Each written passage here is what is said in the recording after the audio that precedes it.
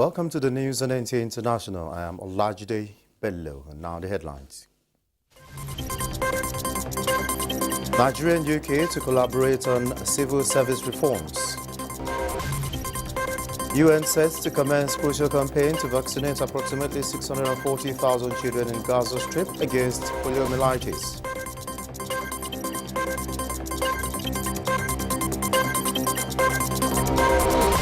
32 innovators received Nigerian Government 2023 Presidential Standing Committee on Innovations and Inventions grants.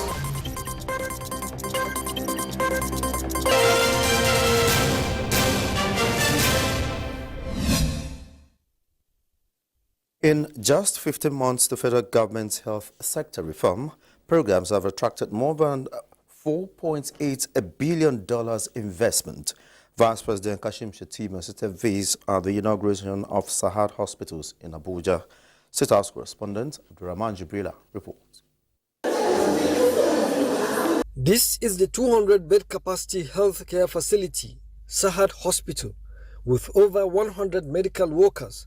It's part of the private sector critical role in unlocking healthcare value chain. I'm overjoyed to stand before you as we gather to witness the launch of this historic health facility. Vice President Kashim Shettima at the inauguration said supporting such investment is part of the government's comprehensive strategy to address long-standing challenges and propel Nigeria's healthcare system into the future. As the National Economic Council, which I chair, we have prioritized investments in developing Nigeria's human capital, with health and nutrition being one of the key thematic areas. Each of our state governors is fully on board. We have all acknowledged that no nation can optimize its opportunities without investing in its health care. And for us, this is only the beginning.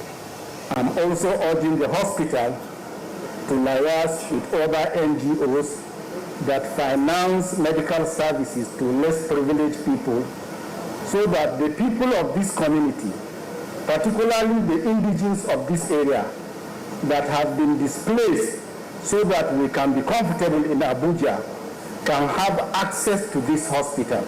The present administration's healthcare sector reforms are anchored on a robust roadmap designed to tackle persistent issues that have affected the healthcare system for decades. Today's event sends a strong message to all well-meaning Nigerians, both at home and in diaspora. We must recognize that healthcare is a collective responsibility. It is incumbent upon us all, whether in the public or in the private sector, to play our part in building a healthier nation. We commissioned this hospital.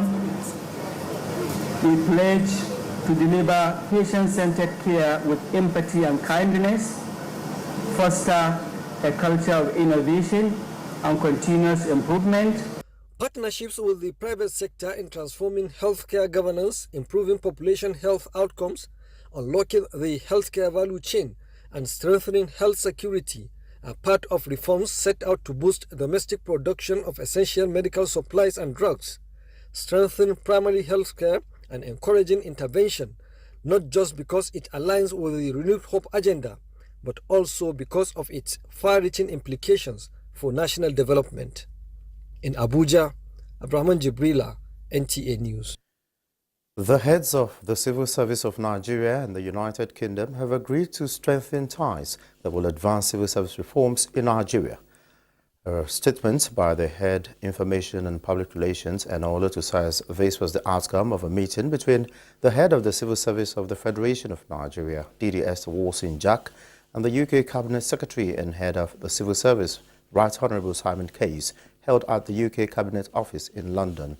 The dialogue focused on knowledge sharing and best practices to support Nigeria's ongoing reform initiatives under the Federal Civil Service Strategy and Implementation Plan 2021 to 2025, with emphasis on capacity building, knowledge management, and enhancing Nigeria's Civil Service Week activities by drawing inspiration from the UK's annual Civil Service Live Conference model. The head of the UK Civil Service committed to sharing insights on civil service development while recognizing the value of learning from Nigeria's experiences. The collaborative effort is expected to strengthen the partnership between the civil services, enhance capabilities and foster a mutually beneficial relationship. The meeting underscored the commitment of Nigeria and the UK to building efficient and responsive civil services with continued partnership, support in the years ahead, and agreed to explore exchange programs and study tours. The ability to display certain leadership qualities and build trust during conflict and climate-related disasters, many believe, could be the hallmark in achieving global peace and impactful governance. Stakeholders at the Professional Flood Impact and Mitigation identified development of leadership skills and capacity to take bold steps and roll out policies and programs that do not only enhance resilience but bring about sustainable peace and governance can be a game changer.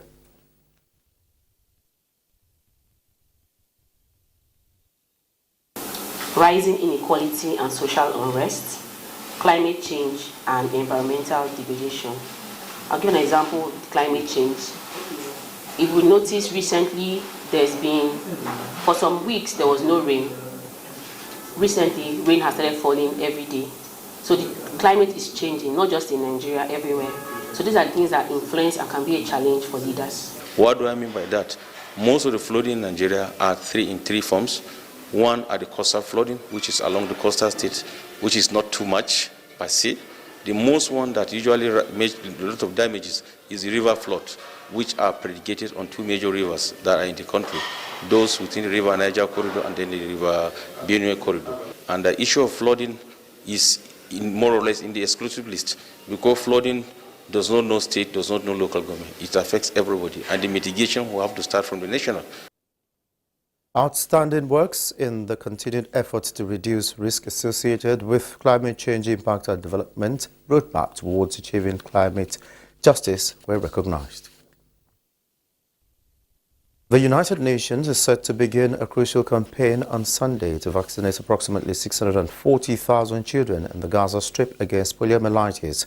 This effort is to coordinate during 8 hours pauses in the ongoing conflict between Israel and Hamas militants, offering a narrow window for the health workers to reach children in specific areas of the war enclave.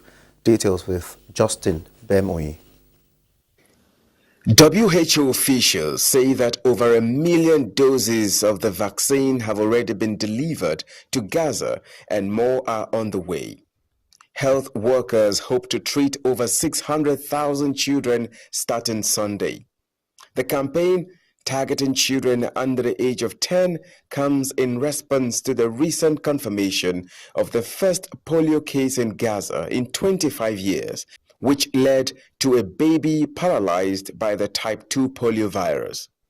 The World Health Organization (WHO) has emphasized the urgency of the campaign, noting that at least 90% of the children must receive 2 doses of the vaccine, spaced 4 weeks apart, to ensure its effectiveness.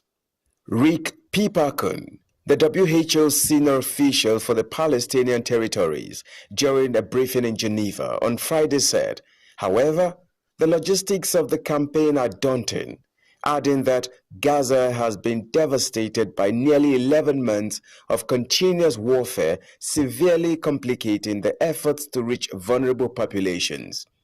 WHO reveals that the vaccination drive will unfold in 3 phases, covering central, southern, and northern Gaza.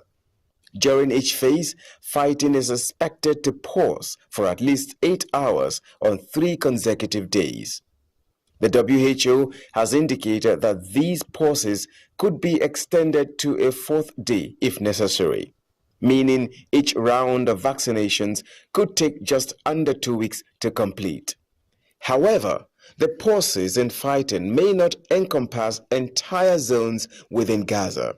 A map obtained on Friday reportedly from the Coordination of Government Activities in the Territories suggests that the ceasefires will only apply to smaller areas within each zone, potentially limiting the reach of the vaccination effort. Justin Bemoyi, NTA News. Authorities in Bangladesh are bracing up to contain the possible spread of waterborne diseases and racing to get drinking water for people after last week's devastating flood left at least 54 people dead and millions stranded. As floodwaters recede slowly, many people remain stranded and in urgent need of food, clean water, medicine and dry clothes, especially in remote areas where blocked roads have hindered rescue and relief efforts. The Bangladesh Meteorological Department said flood condition could persist if the monsoon rain continued as water levels recede very slowly. About 470,000 people have taken refuge in 3,300 shelters across 11 flood-hit districts, where around 600 medical teams are helping provide treatment. Authorities say the Army, Air Force, Navy and the Border Guard are also assisting in rescue operations. A disaster management ministry official warned that the flood waters recede. There is a risk of an epidemic, adding that the outbreak of waterborne diseases is likely if clean water is not provided soon. Families and loved ones of more than 50 people massacred by elite Democratic Republic of Congo troops exactly a year ago gathered Friday to demand true justice. Most of the victims were members of a mystic religious group, the Natural Judaic and Messianic faith towards the nations whose leaders had called a protest to demand the departure of foreign non-governmental organizations and the UN force in the country from the North Kivu province. Report says members of the Republican Guard stormed the temple of the movement in the North Kivu's capital Goma on August 30 last year, killing at least 57 people.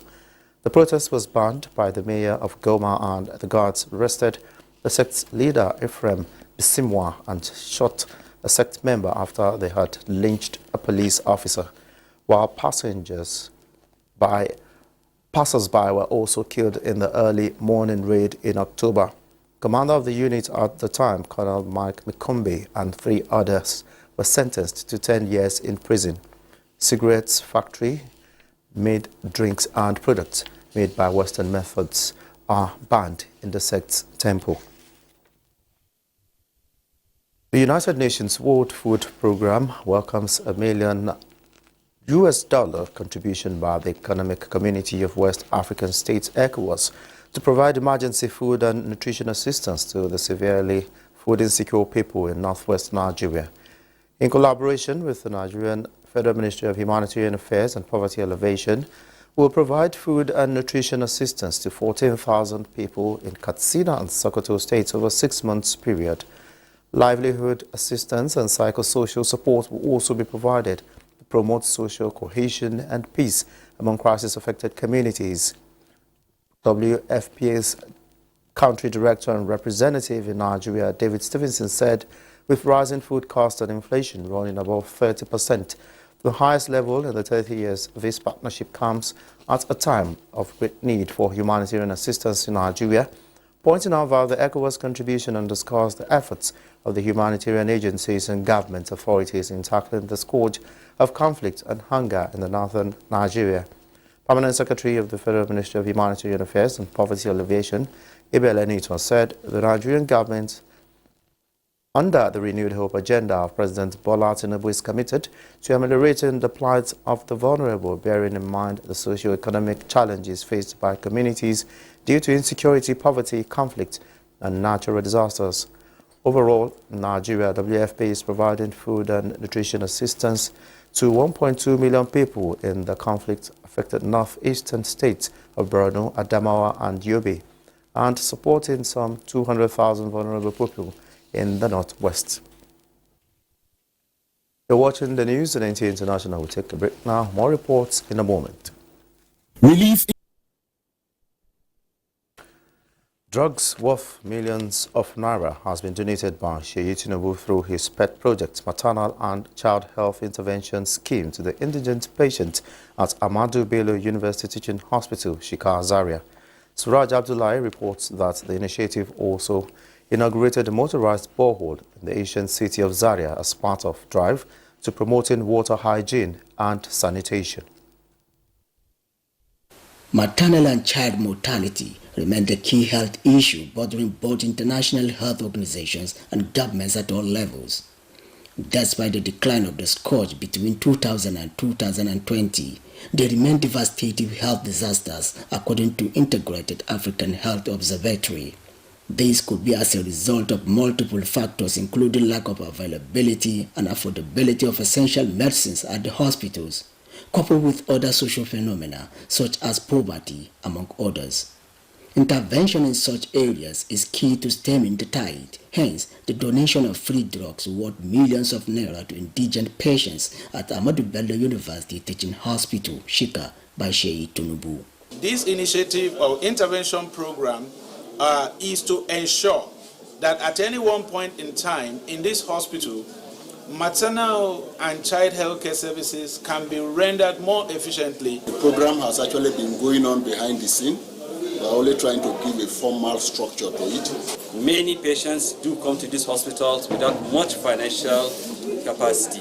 But with these relief materials, it will go a long way in alleviating their sufferings. The intervention also covers areas of scholarship, as Dr. Aisha Suleiman, a resident doctor, was supported with 1 million naira to enable her achieve greater feat.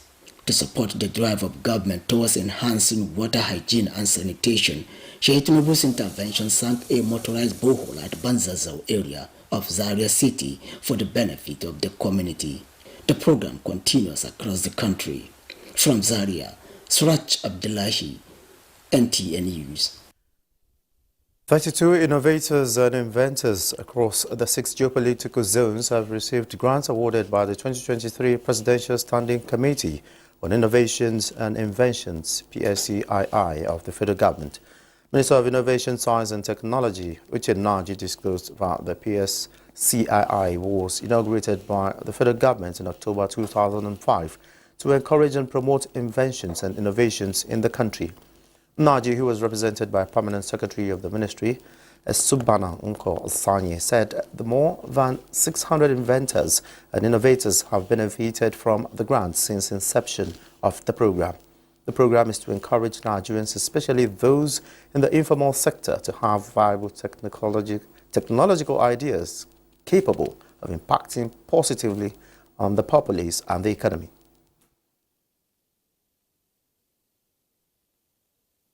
In our bid to transit from resource-based to a knowledge-based economy driven by innovation, it is worthy of note that value addition to natural resources through application of science, technology, and innovation is pertinent for competitive economy and attainment of sustainable development. It is as a result of this that the ability of Nigeria to compete and prosper depends to a significant extent more on the deployment of technological capacities and innovations than on exploitation of our natural resources. 47 million naira was granted to the 32 beneficiaries.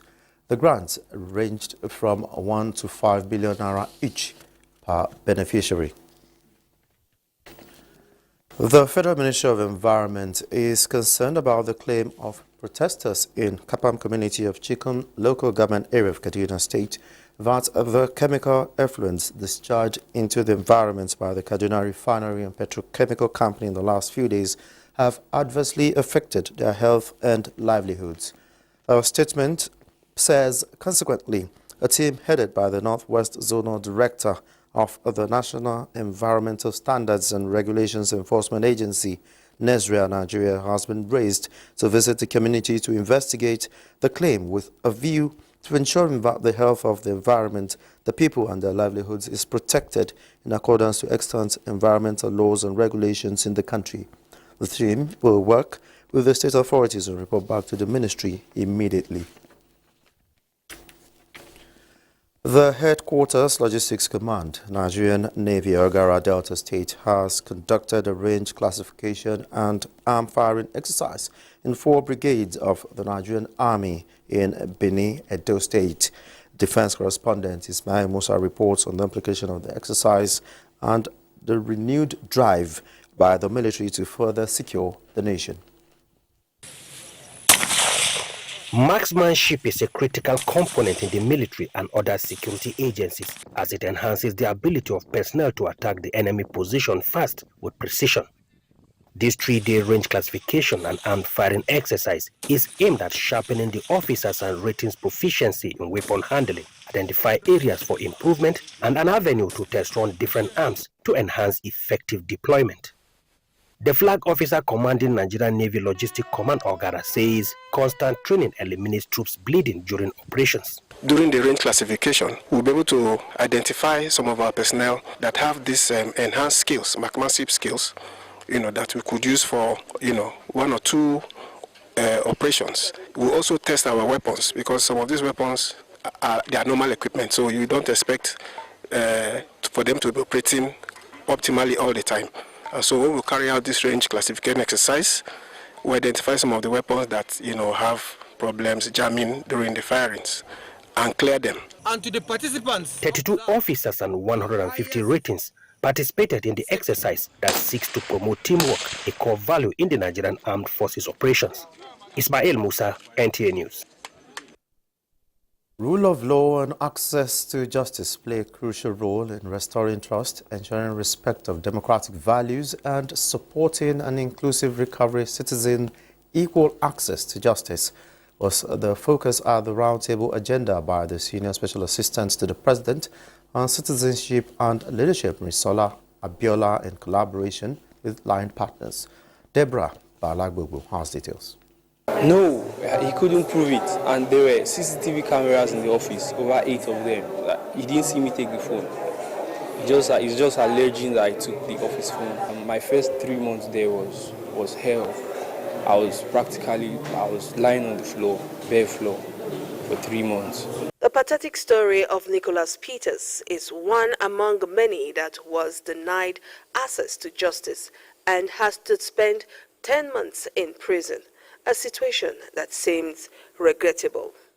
Cases like that of Nicholas has spurred the Senior Special Assistant to the President on Citizenship and Leadership to host relevant stakeholders to the Access to Justice Roundtable agenda. That we would not be here if the purpose of it was just to talk, and we would not be having such a thorough consultation process if we just wanted to be in this hotel and talk about something. It's because we intend to get things done. We are very ready to partner with all the relevant organizations. It's the problem of the middle class because they're unable to give the accessibility to those down thrown to have access to justice.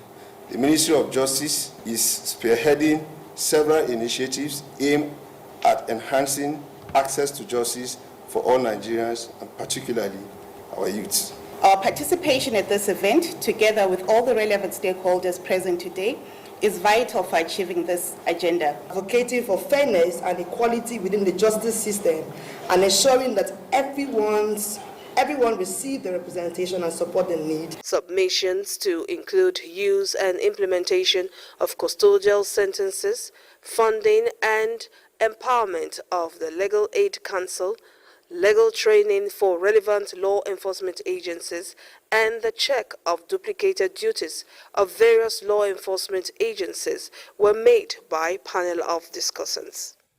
In Abuja, Deborah Balagbogo, NTA News.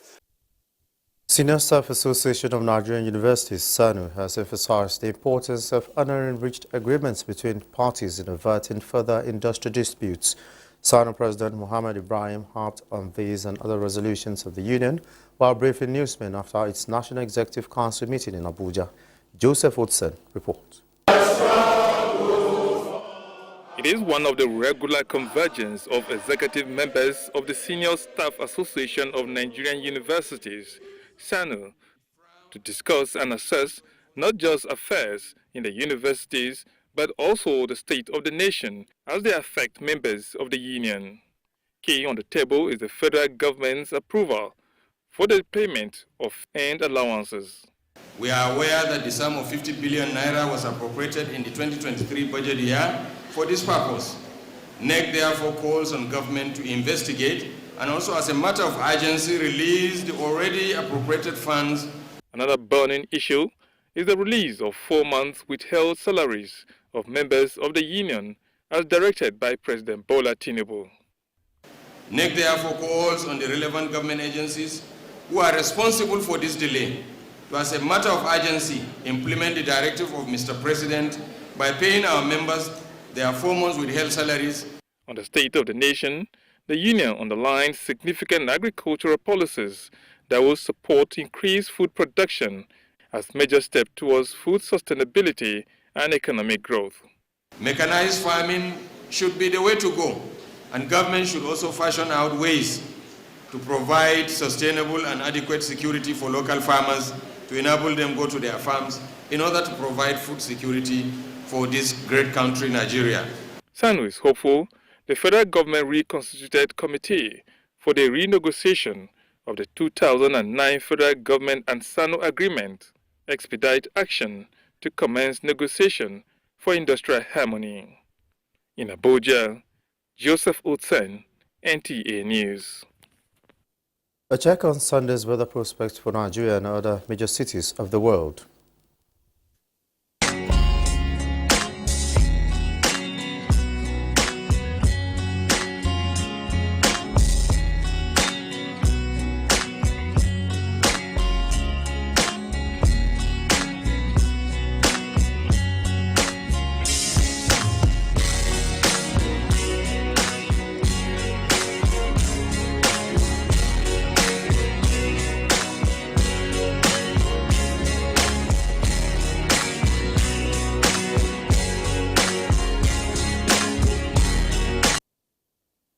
And that's the news on NTA International. Thanks for being a part of it. I am Olajide Bello.